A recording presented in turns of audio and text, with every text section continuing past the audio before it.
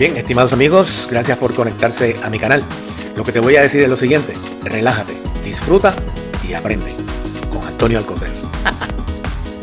What's an interval? An interval is a set of real numbers that lies between two specific values, called endpoints or terminals, usually designated as A and B.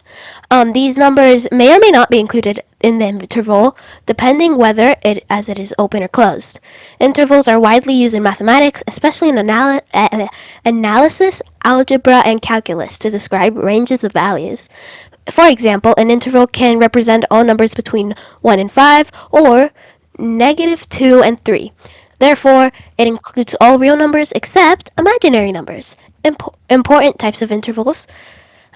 Intervals are classified according to whether or not the endpoints are included in the set. There are three main categories: open, closed, and semi-open or semi-closed. Y recuerda darme un me gusta, marca la campana, compártelo con tus amistades y nos vemos en la próxima entrega. Bye bye.